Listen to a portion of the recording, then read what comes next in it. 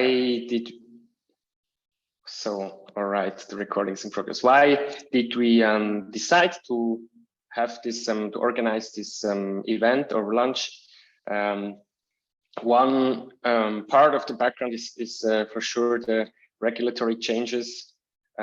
Specifically in Switzerland, it is the Konzernverantwortungsinitiative, or well, the Gegenvorschlag, the counter proposal that actually entered into force on the 1st of January of this year, which brought heightened interest and attention from companies that we felt at öbu in the topic of supply chain responsibility, due diligence.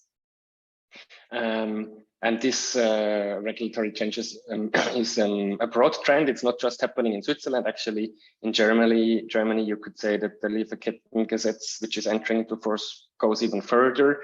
And there are discussions at the level of the European Union that shows that clearly this topic will gain more importance. So we thought it's a good point in time to have this event.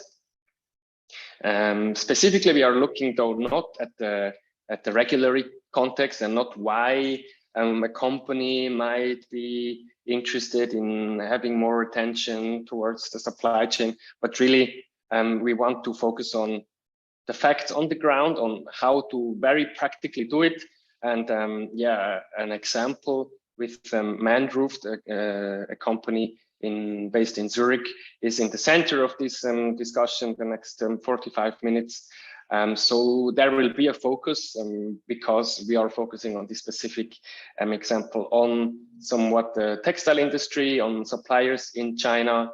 And in this regards, also the Fair Wear Foundation is an important reference framework for Jacques and Manroof, at least in the area of textiles. So just keep this in mind.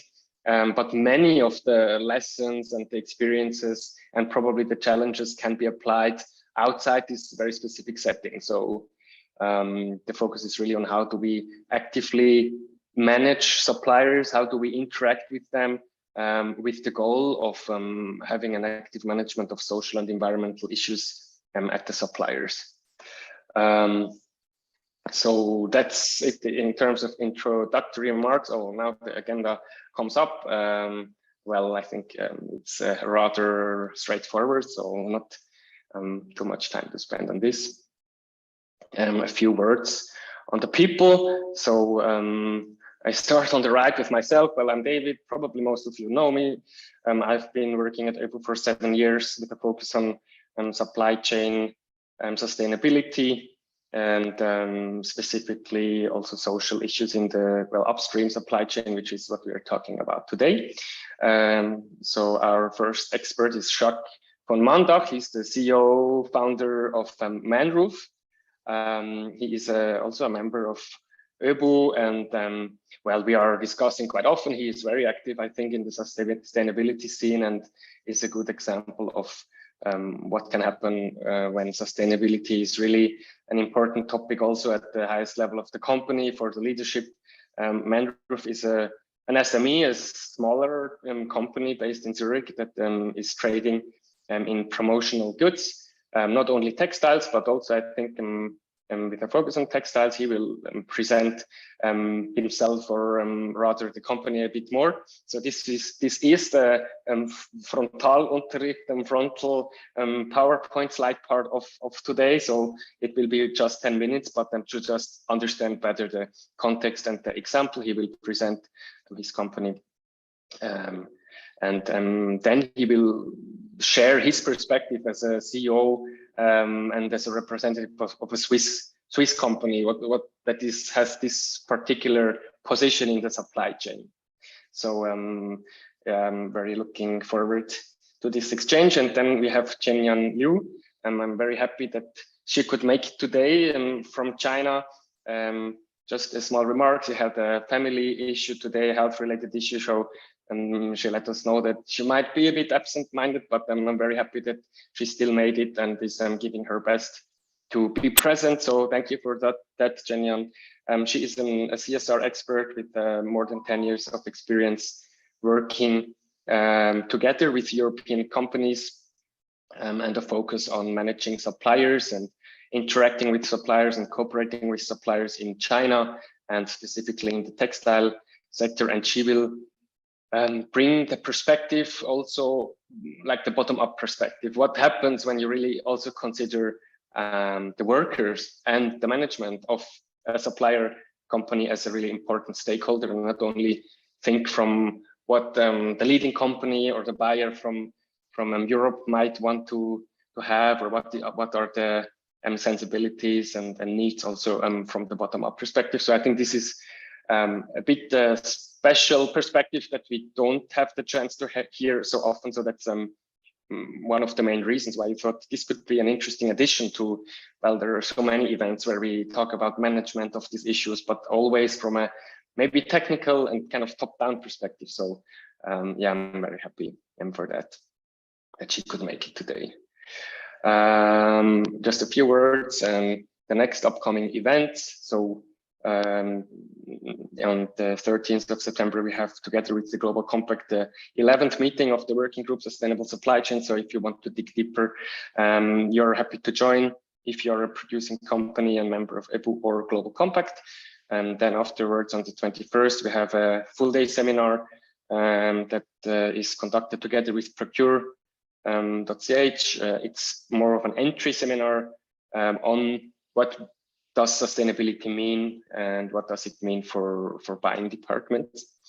And then already looking ahead on the 26th of October, the Forum, our big annual conference is happening this year again in Zurich. So if you haven't gotten a ticket yet, please do so. Yeah, you find all of this on our website.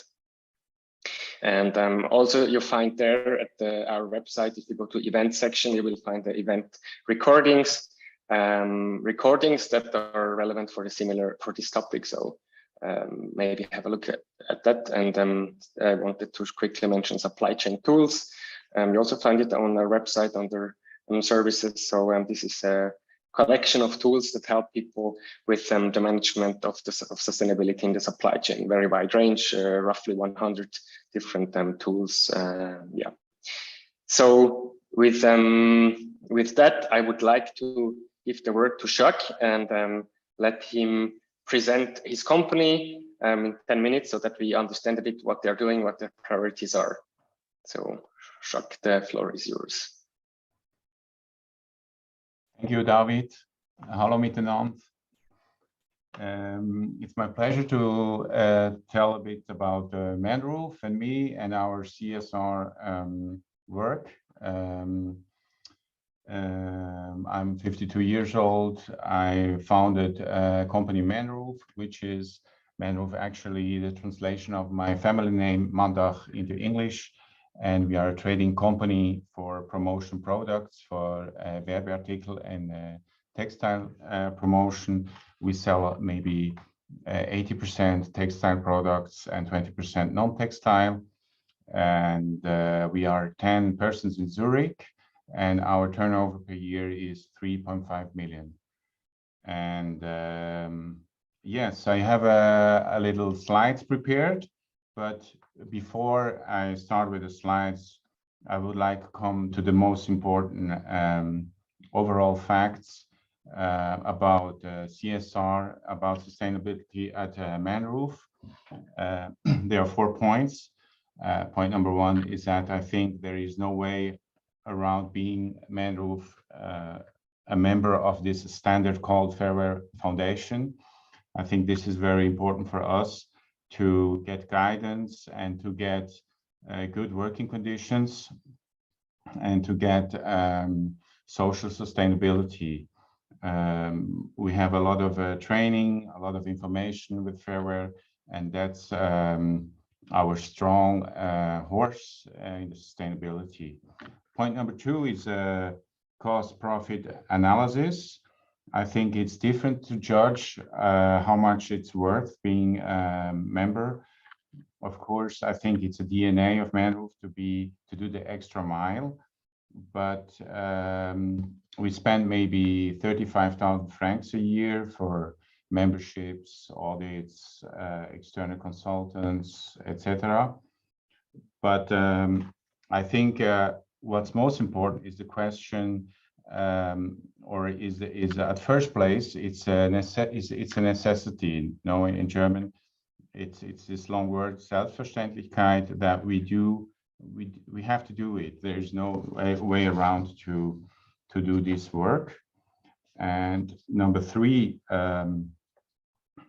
we offer market prices. So for us, it's a shame some customers does not see or do not value our work. Fairer Foundation is almost not known in Switzerland, and that's really a pity. Today, everybody is sustainable or wants to be sustainable. So when it comes close to choose a supplier, it doesn't happen. So these are the 4 points, the important points, I think. Then I would like to share with you my slides.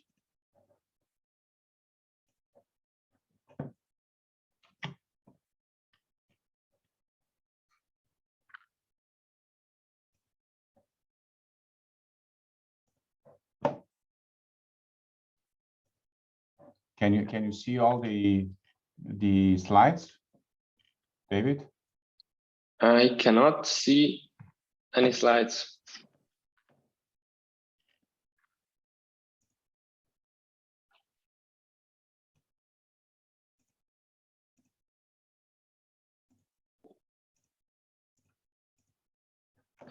But before it worked. Oh, yeah, now something is happening. Yeah.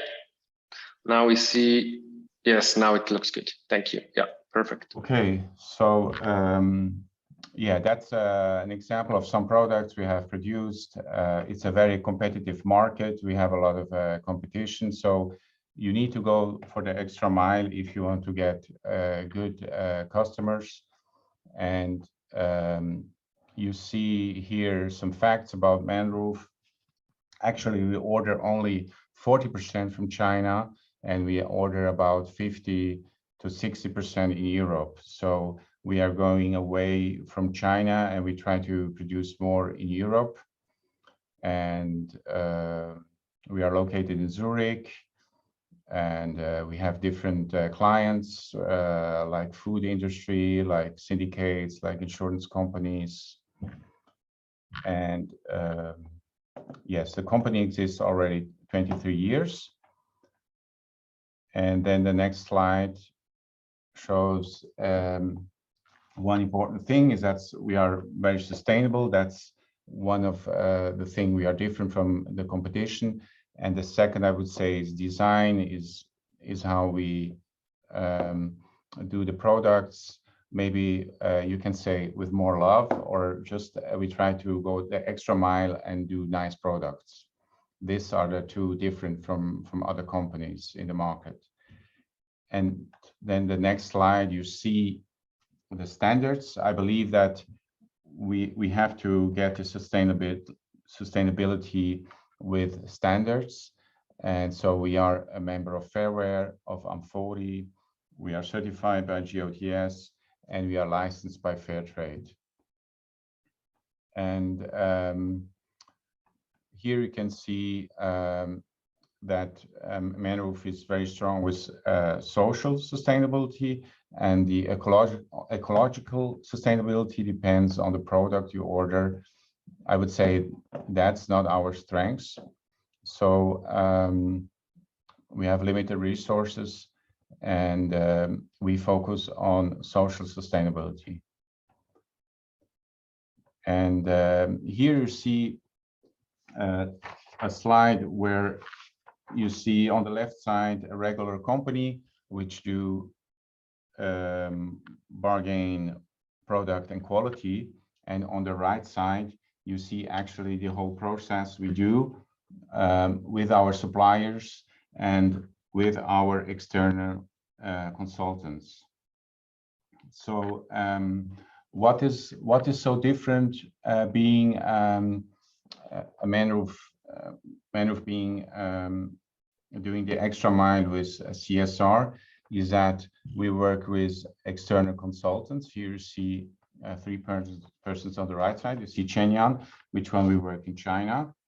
and these external consultants support us in the monitoring of the working conditions. So if you want, they do the fine tuning, and we work together. And where does it start? The audit, the work starts with the audit. You know, that's a big difference with other standards. At other standards, the monitoring work ends with the audit. With Manroof, it starts with the audit. That means you get an Excel file, and then you have to have a dialogue with your supplier about the open points. And these audits are very important, that they are in a good quality to do then a good work. And of course, this dialogue is very demanding with the suppliers, because as more suppliers you have, as more dialogues you have. So this external consultants support us at this work. So the other Fairware members, they don't have external consultants. Manroof has them. And the other big difference to other companies is that the CEO of Manroof is responsible for CSR. So this makes also another leverage when we have this dialogue with the suppliers about improving working conditions. When the CEO demands it, then it's different. It's more pressure for the suppliers. So what can you say? What can I say else? We have a lot of support from Fairware with trainings, with webinars, with informations. So we have a lot of homework. I don't want to go to details here, but this membership is very demanding. And if we don't do our homework, we might get not member anymore. So we are rated in needs improvement, good, or leader. And if you get the rating 2 times needs improvement, you lose the membership. So there is a pressure for each Fairware member to do his homework. And actually, I can add that at the moment, we are monitoring only 2 or 3 companies very deeply. So this depends on the threshold we order. So we must be completely transparent to Fairware. And at the moment, we are monitoring 3 companies very deeply, and the others we also monitor, but more in a light mode. In the past, we have monitored 4 to 7 factories at the same time. It could be that at the end of the year or next year, we will monitor 3 to 5 companies. So actually, that's from my side everything I prepared. If you have any questions, I like to answer them. Thank you. Thanks, Jacques, for this short overview. This is just, I think, to set the context. And I mean, I think what we see now is probably the meat on the bone. So really the work on the ground. And that's why also Chenyan is here today, because we often get questions from companies. Okay, now we have this regulatory pressure, or for whatever reason, and we want to improve the situation at the suppliers, or we have to make sure that our suppliers are compliant or more than compliant in terms of social and environmental conditions. And I guess the question is, how can we do that? Which button do we have to push, or which lever do we have to pull as a company in Switzerland? And I guess that the point is that it isn't that easy. So I think, Chenyan, if you could just tell us a little bit, what do you do when when do you come into play? Why does Jacques need you? Maybe he can say that, but maybe you can just tell us a bit what is your work with the suppliers, and how do you help to actually find out what is happening on the ground and find ways to change it. Okay. Hello zusammen. I'm sorry that I'm not able to speak German. Thank you so much for having me speak English. My name is Chen Yan Liu. I'm from China at this moment. So for my work, I started to work on this industry as a CSR consultant from 2004. So for companies, I do provide my service as managing their CSR projects, or I do consultancy, providing consultation for brands like Manroof as external consultant. Just a small, is actually not related to you, but I think for all the people that are actually still listening, I would feel much better if you could turn on your cameras, unless you're, I don't know, naked or not there, because I think it would make it a bit more dynamic than just staring at the blank, more or less blank screen. So the other people, not you, you're fine.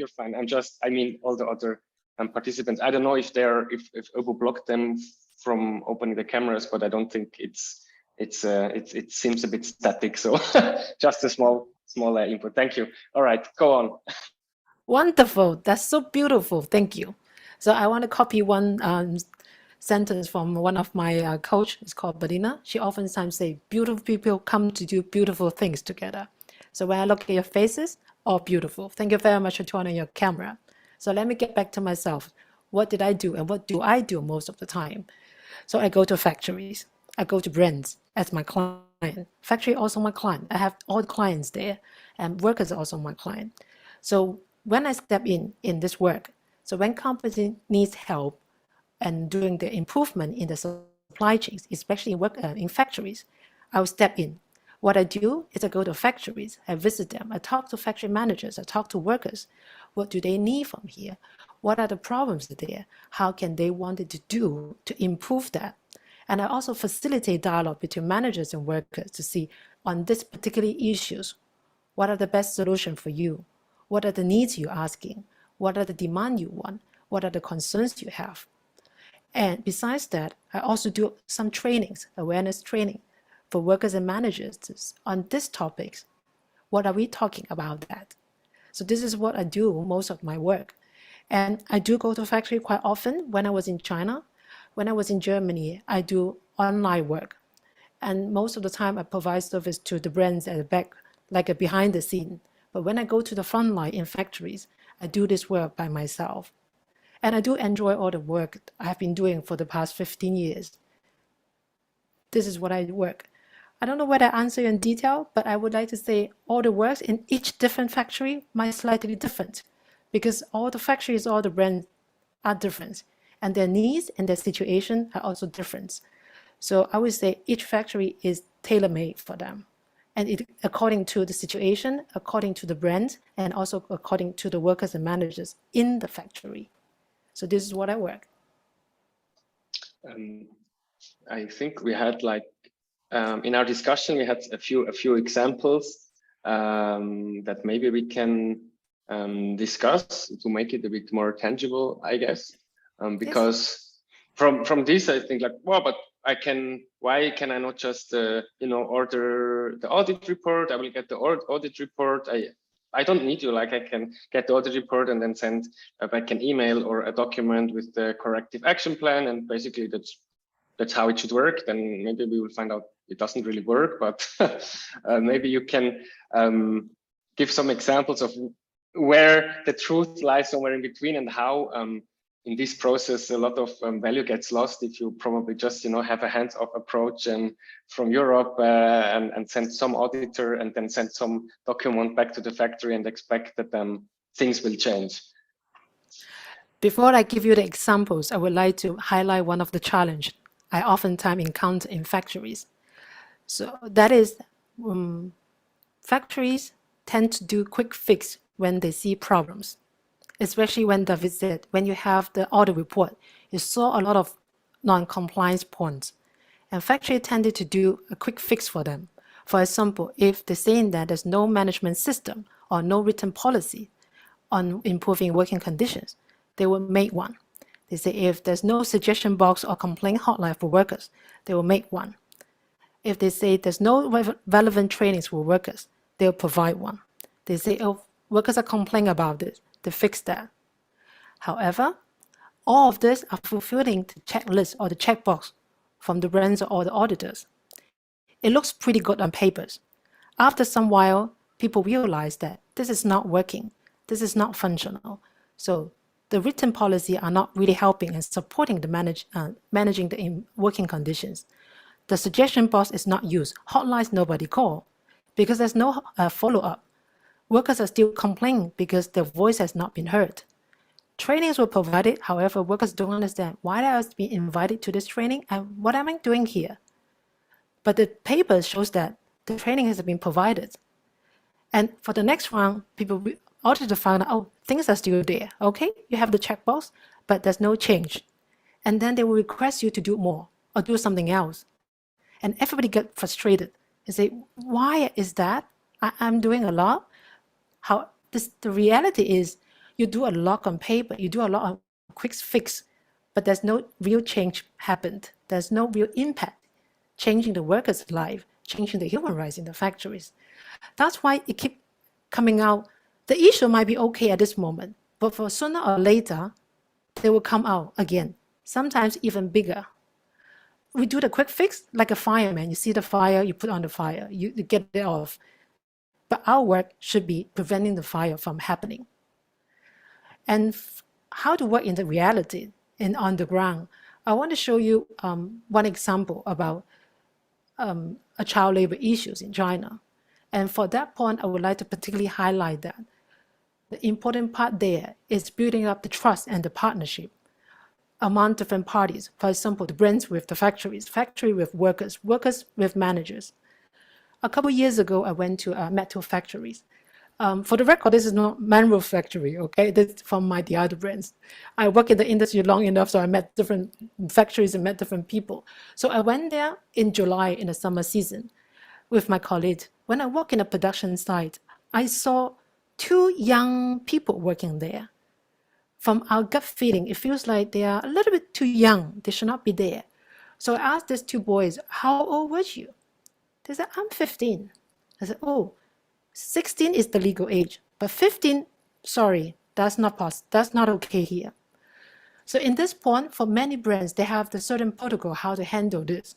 For example, you need to report to the brand within certain hours, and then you send the kids to do the medical checkup and send the kids back to the parents. You pay for the kids the schooling until they graduated, until 16 or something. And then you can ask the guardian to replace their work and get the salary, etc., etc. There are some certain protocol to fix this easily. Tick, tick, tick, all done.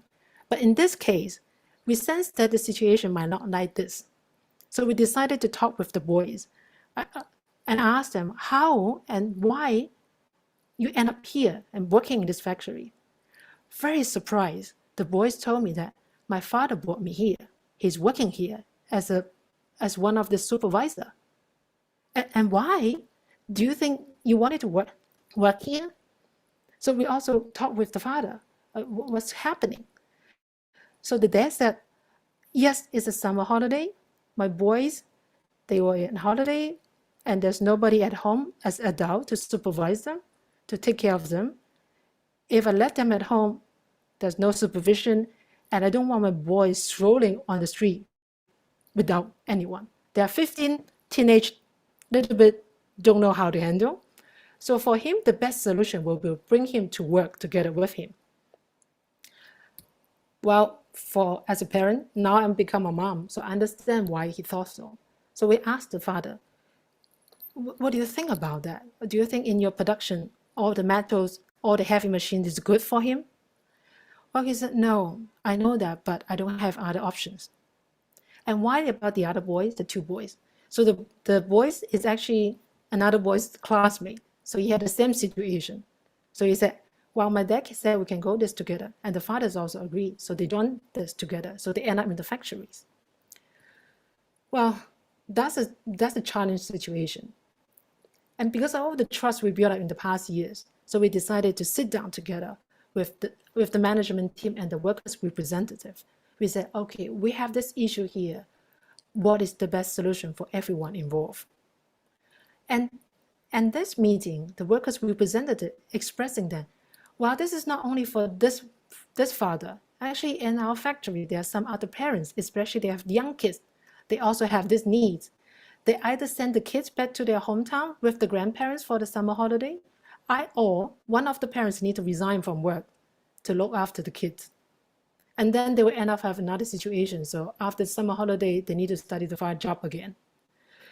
So the factory it's actually quite open. He said, okay, let's see what we can do. So they decided to check with every workers in the factory to see how many kids actually have this, how many parents have this needs. So they collect some data, they talk with them in a very quickly way. And eventually, they have a solution for that. So the factory rent a place, and then they hired a local teacher because of summer holidays. So all the teachers are actually on holiday as well. So they get this place, so the parents can actually bring the kids there when they go to work. And then after work, they can pick the kids from home. So during the time, there's a teacher there. The kids can read, can play, can do whatever they like, but with the adult supervision there to make sure they are safe. It's a very good solution. I feel like this is nice. And then, more important, later on, the HR managers, the entire team actually reviewed the entire system together with the workers' representative as well to say, look, the kids enter this without us knowing that. We have no idea actually 2 kids end up working in a factory. How we can improve this? So they reviewed that. So they reviewed the entire registration at the entrance. They review how the employment policy. They review everything they can do. So at the same time, from the management system, they also improve. During the entire process, I would say that we communicate with the brand together. So we keep them in the loop. We ask the brand, this is what the factory wanted to do, and not follow your protocol, your certain protocol. The brand said, yes, I think this is the best way for everybody involved. So things like this. And it solved the problem for this season. And I don't know for the next season, how about that? But I'm pretty sure because it's a good practice and they have set up a good dialogue between managers and workers and also factory owners, they will keep this conversation going on to address different needs in the factories. Why I wanted to highlight that? Because I was talking about the quick fix. For this issue, you can also do the quick fix. You can fulfill the entire protocol. Tick, tick, tick, tick, tick, done. Very beautiful on paper. Solve problem. You will no longer see the kids anymore. Anyway, but now they found out this is not the root cause about hiring child labor in purpose, but it's just the needs from the workers. They need some time for somebody during this particular season to address that. And it was great because other workers also benefit from there. So I would say it looked like an ugly case, but it turned out a beautiful flower. So this is what I wanted to share with you. Yeah. Okay. So Olmar just wrote in the chat again that if you guys have questions or remarks, you can ask it in Slido. But I mean, you can also just jump in and unmute yourself and also give a comment or an experience you have or ask questions. So it's a very small group today. So yeah, we can do it very, very easygoing. So please feel free to just do that. Yeah, so I was also wondering, because child labor is always like a very uncomfortable topic for, I suppose, for everybody involved, but also from the perspective of the companies in the West or in the West, in Europe, or the buyers. So I wonder if people that are attending the call, if they had encountered the child labor issue, or as you now said, like something that looked like child labor, like a systemic child labor. So I think in your example, I liked it, as you showed, like the solution was probably not to just remove the children from the factory, because the problem would still be there, that there are employees that are actually parents and that have no place where they could send their kids during the summer break. And as you said, it can become a story of a solution, not a story of a problem. But I guess the key was for you to find out what is the need of the parents, not so much what is the need of, I mean, the buyer. For the buyer, the need is for the kid not to be there. But if you listen to the workers, you probably find other ways of approaching this situation. So I think it's a very good example of, I guess, the difference that can happen when you're really on the ground and listen also to those voices. May I give another example? Maybe not Of that, course. alerting like child labor. So I want to bring one example. It's happening as like a daily work. I went to the factories. So the audit report shows that the workers do not, small numbers of workers do not wear the protective equipment, like an earplugs, mask, something like that, at work. So the auditor asked them to correct that. Yes, the workers, the managers, and they try very hard. The workers still do not do this. So they do another way to say, if you don't wear this earplugs, you get penalty. You get 5 RMB. You need to pay this fine. So it added up another non-compliance issue. So you have workers not wearing personal protective equipment. I also have the factory doing the monetary deduction as penalty. So double already. It's the manager said, oh, that's the headache for me. What to do? I try very hard to do that. So I asked them, have you actually listened to workers? Why is that? I said, no, I provide training for them. They already join all the trainings why they need to wear PPE, why they need to wear the earplugs. It's for the good sake of their health. I asked, do they understand what are you talking about? He said, they attend twice. So my question is still, do they understand what are you talking about?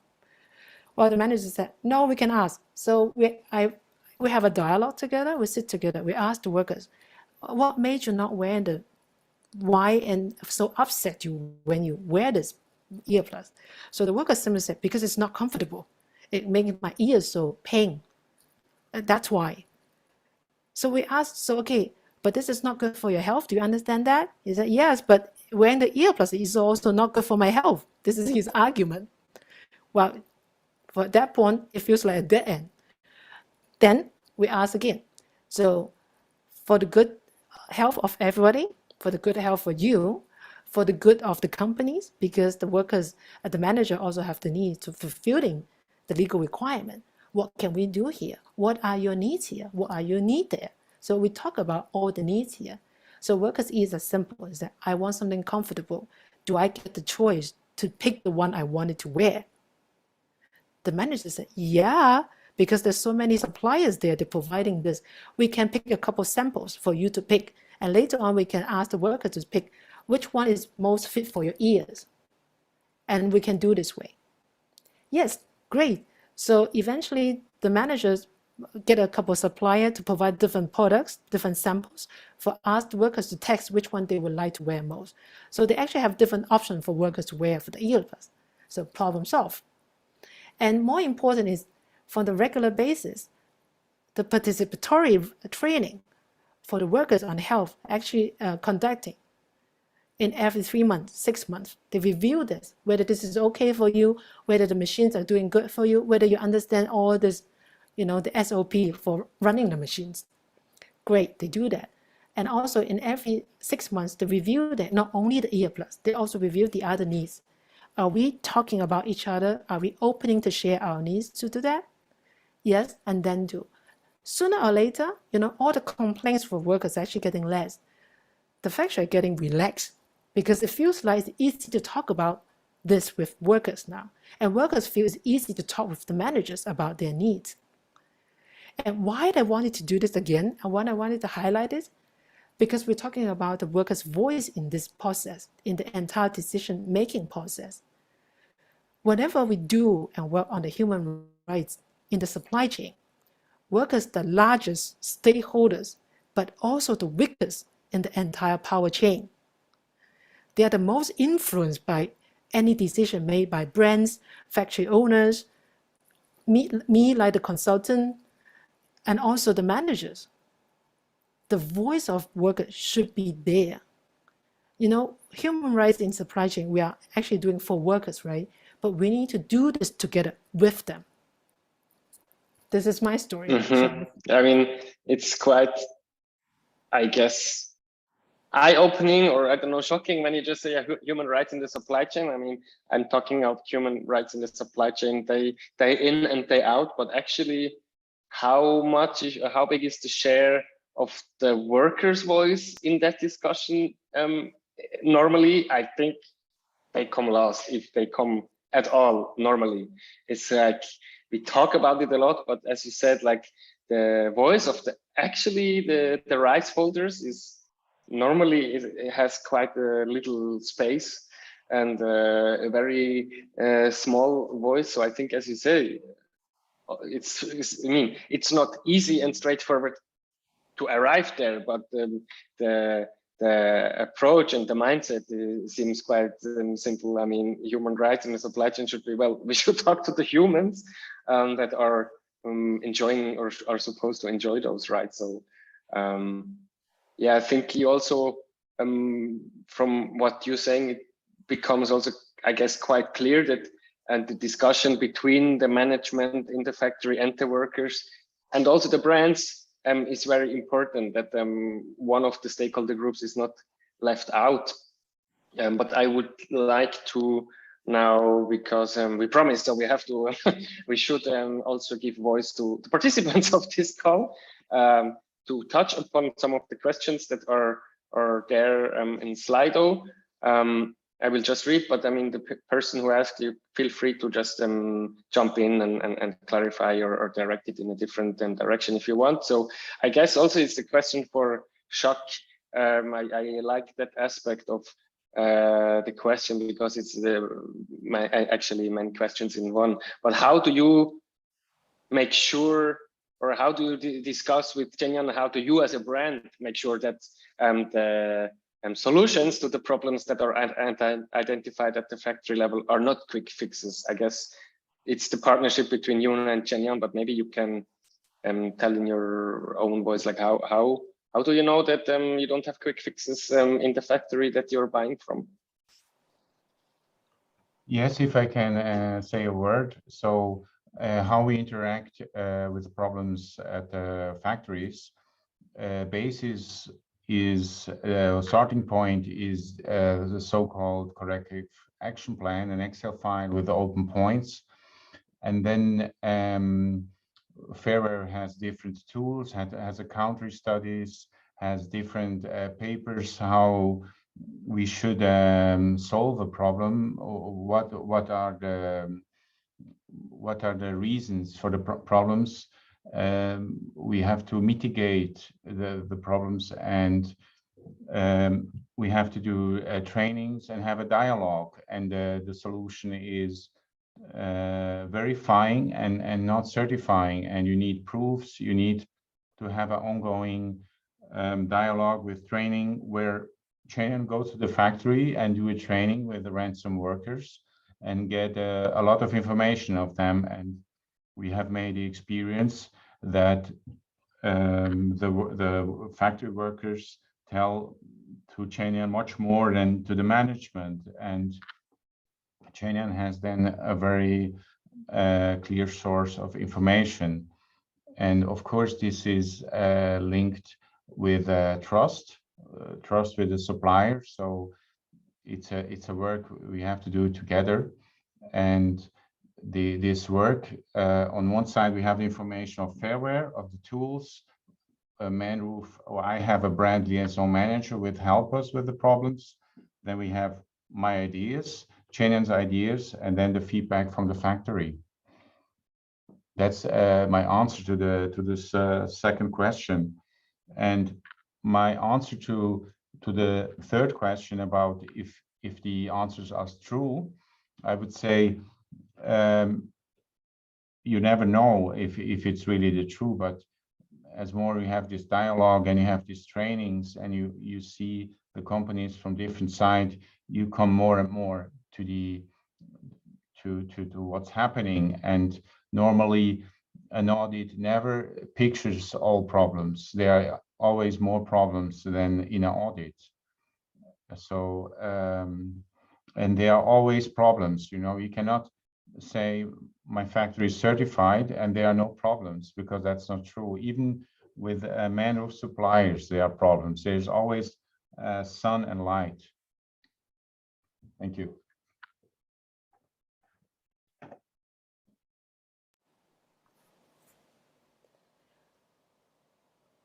Well, I'm not able to answer on behalf of Jacques, but I would like to say for many of the brands, we have a lot of conversation. So it doesn't feel like he's giving me the order to do the work. So he's actually having an open conversation with me and the factory, saying that, look, we do this together. Why I wanted to say that? Because this work is complex. So everything related to the human rights is in a complex system. It's not, we are not operating like a machines. You have a manual how to fix the problem. And also because all the examples I give, does it mean that it's solved forever? No, it's not. Because for sometimes there might be something new coming in and some new problems, new issues. But the point is how you can talk with the issues. It's important.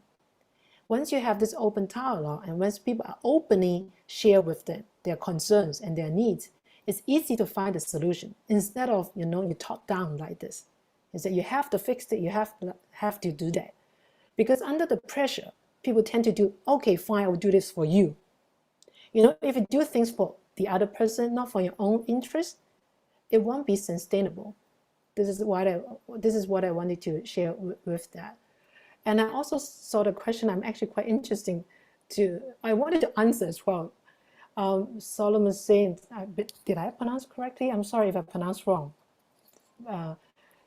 Curious to know how you see the influence of a company as a minor buyer from a specific side to enable change. Yes. So in general, if the brands have a bigger leverage, for sure they have more power to enable the change. A smaller buyer might have less leverage. But here we're talking about the change, the real impact in the factory for workers and managers. And people sense that this is for my own good, my own benefit. And people feel like you are not coming with the business perspective, like controlling me and commanding me or whatever. They feel like, wow, we are working things together. We're talking things together. Then things got changed. I have a couple of colleagues, myself as well. We work with the brands and with the factory in particularly. For some time, the brands actually not ordering as what they did before. The order volume gets shrink because of different reasons. But they keep having us to work together with them. We keep having regular factory visit, regular workshop together because they found like, oh, they are not only work for the brand, they actually work for the humans, the workers in the factory. They can talk about their wages, they can talk about their personal life, they can talk about how I can handle my emotions with my supervisor. How can I avoid this abuse and sexual harassment in the factory? How can I do good? So we can bring out very diverse topics here. Sometimes it's more than the checklist, I would say that.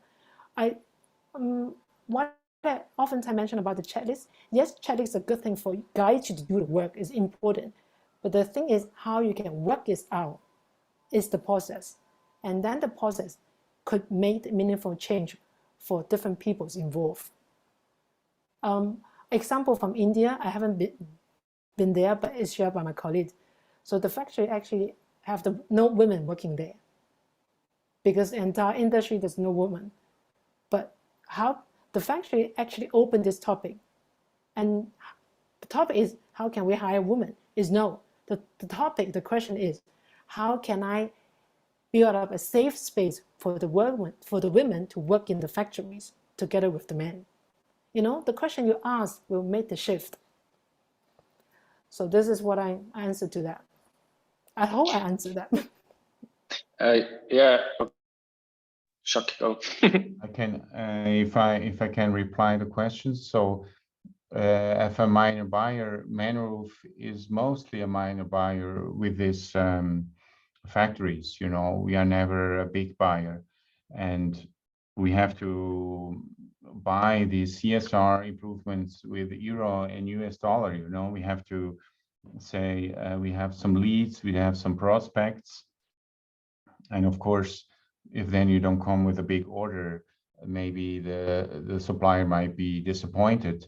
But for the factory's advantage to have a free paid expert like Chenyan to come and to improve CSR. It's the problem is that these companies become very big very fast, and they have a lack of information how to do things. And with Chenyan, they receive a free training how to improve HR, payment of the workers, etc. So after some time, they lose they're not afraid anymore that we will hurt them. So they see they have actually an advantage. So it depends a lot on the management if they see that it's an advantage. And what I also try is to get clients for my factories. So I say I can search for other FAIRWARE members which might be interested in ordering with you because you have a FAIRWARE audit. So they see that our dialogue is a completely different relationship between the company in the West and the factory. And it's a long time relationship. So some factories, they see the advantage. Some they say, no, we don't want to improve the working conditions, so we cannot continue the relationship with them. So I come to the second question about how frequently we do audits. FAIRWARE says every 3 years we have to do an audit. An audit should not be older than 3 years. And an audit in average lasts 3 years, yes. I guess the question is more like how many hours or days you spend at the site to complete the audit. Normally 1-2 days. And if I can add, especially at FAIRWARE, is that they're doing anonymous interviews outside the factory. Like they wait for you outside the factory and they go in a private place and they ask questions about salary, about overtime, and you can see these replies in the report, in the audit report, so you can see if the management is telling the truth. And many other standards, they don't do anonymous interviews. They only interviews. The interviews are inside the factory. Just a quick logistical information. So it's one, don't be shy to run away and leave the call if you have to. I think if you, Chenyan and Chuck, and whoever is interested wants to stay, and if you guys can stay a bit longer, a few minutes longer, then maybe we can have a look at the other questions and continue. This means it's good. Okay. This is the Chinese, it's good. All right. So yeah, but don't feel obliged and the participants just because we are continuing, but I think now there are still some questions. And what I just what was quite illuminating to me is like the question is like, how do you influence the company if you're a smaller buyer? How do you, if you don't have a lot of leverage, and you're saying, well, we are not really trying to influence the companies at all or to push them to somewhere. It's more like, as you said, we help them if actually they have the same interests as us, and we actually empower them and help them to improve their management practices because they're struggling themselves. So, I mean, if they understand, actually, it's to my own benefit, you don't need to push them anywhere. You don't need to leverage and use your power to make them do something that they don't want. But I guess it's a quite different approach if you have that common understanding and that kind of partnership than if you say, I have some more conditions for you to fulfill. I have some more attachments to before I buy or when I buy, I want you to do this and that. It sounds quite interesting because I think it's a different mindset and also, but provides the opportunity to work differently and reach those goals. That it was just interesting to see the question goes into one direction, but your answer goes into quite the opposite.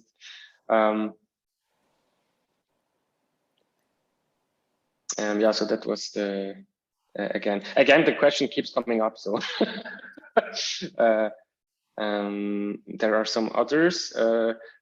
Maybe we can just touch upon that one. Does having a consultant such as Jenyan on the ground replace visiting the suppliers by the purchasing company in Switzerland? So Jacques, do you still go there, or do you say no, I have Jenyan, she costs quite a bit of money, but I don't have to go, and she's managing the suppliers for me?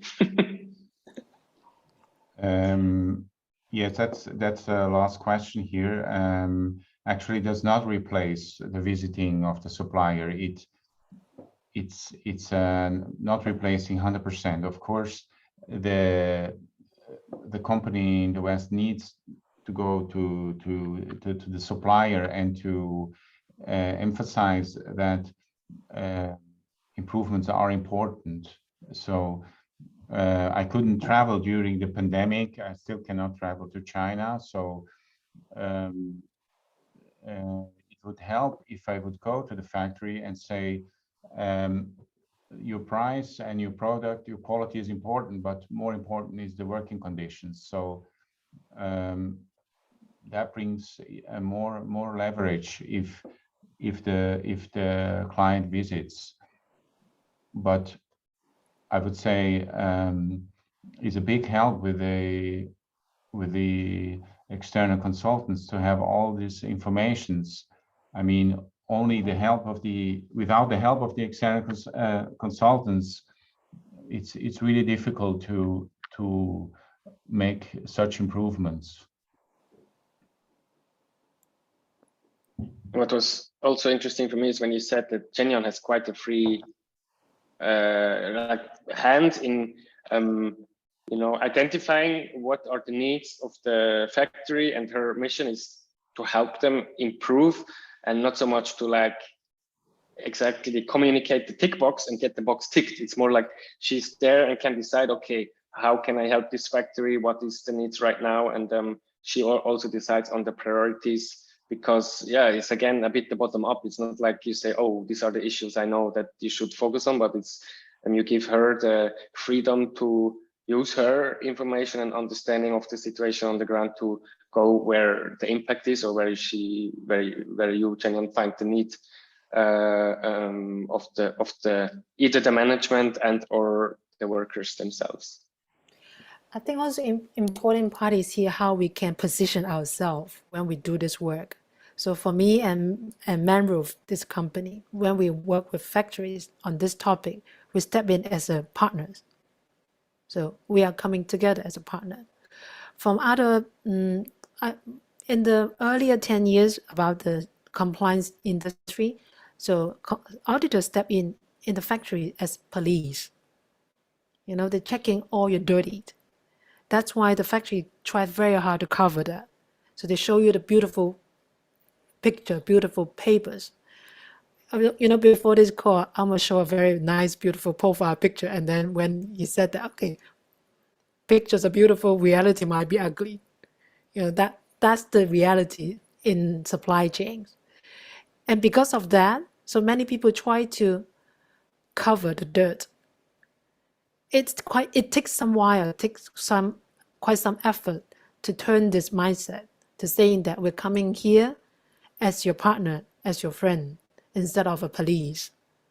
And we find your problems, find your real problems, it's not because we wanted to report everywhere, we just because we wanted to improve that. It took a lot of effort to turn this mindset, I would say, and it's very time consuming. Also, it requires a lot of patience. It's not that easy, you know, when I say like, oh, 1 or 2 sentences, but when you do the groundwork, and also from the brands as well, it needs efforts. So I would say this is not my job or your job, it's our job together. Our job means everybody involved, also, you know, our groups here. talking about that, there is a question maybe, do you only do unannounced audits? So it's like surprise exam at the school, like you don't know, and then on Monday morning, the teacher says, today there is an exam, maybe you prepared or not. How is it? I guess, again, this is managed or, I mean, set by Fairware Foundation, Jacques, and the share or the type of audits, unannounced, semi-announced, or announced? Yes, normally the audits are announced. I don't think that unannounced audits are really a key factor to get good information about the factory, because when you go to the factory for an audit, you need all the paperwork with salary, and they need to prepare. You know, I'm not convinced that unannounced audits are necessary. You know, I don't think that's a key factor. But maybe Chenian, you have what's your opinion? Well, for all the audits, in my experience, I was also the auditor before for some short time for Fair Foundation. So people do anonymous audit for reasons, because they want to figure out the real situation there when they couldn't find from the regular audit. For the regular audit, for sure, it's announced. And I wanted to talk a little bit about audits. Is audit oftentimes not good? No.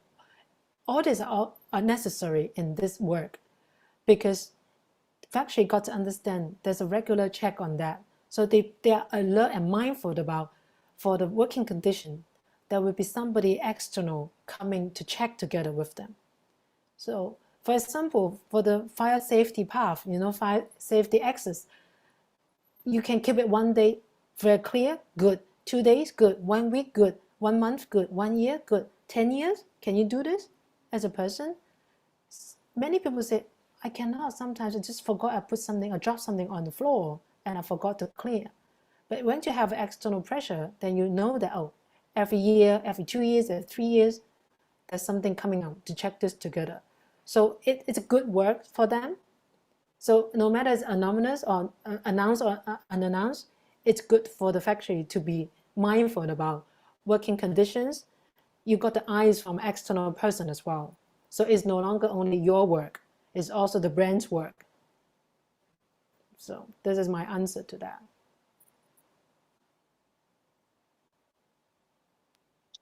So there is another question, or Jacques, do you want to add something to that? Which question? Okay, so the other question there was, it disappeared, but it should come up here. Yeah, here.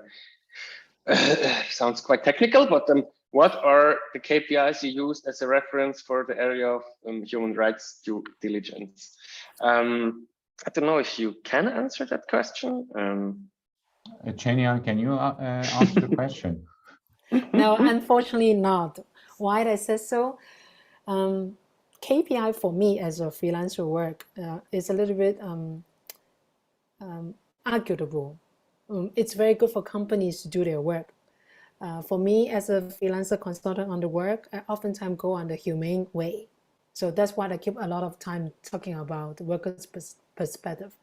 And the other part is what I cannot answer is about the human rights due diligence. For many people, it's quite new. And what are the KPIs should set for them? It's still under discussion. What are the suitable ones? I give you an example about sexual harassment. If you want to check whether this factory has sexual harassment, you will set the KPI, say, okay, 0 sexual harassment, right? That's the number you should have.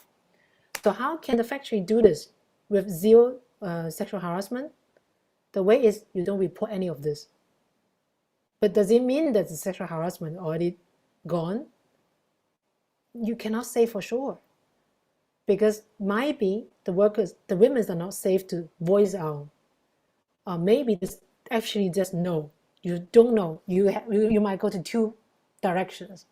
That's why I say KPI sometimes is quite arguable which one is the good one.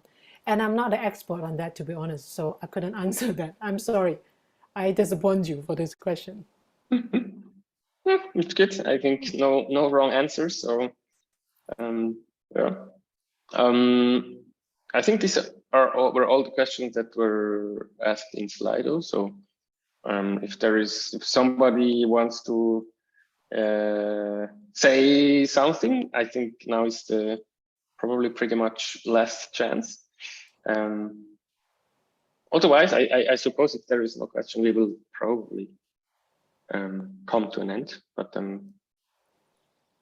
yeah, I guess we answered all the questions that people had. Or there is something in the chat. Yes. Yeah. I think Bye. I think people need to go for the lunch Yeah. or finish their run or go for the next meeting. For the work. For the work. Yeah. And Yeah. again, thank you very much for having me, stealing all your German time and speaking English to bear with me. And I very enjoyed this conversation. Thank you, Janyan, and thanks for coming. And I hope your health-related private matter that it will be better soon. Thank you very much. Thank you. Yeah. Thank you, Jacques. Thank you, everybody, for spending time with us during the lunch. And I hope you could get some inspiration or some new ideas. And yeah, looking forward to see you at the next öbu event. So have a good afternoon and bye-bye. Thank you. Bye-bye. Thank you. Bye.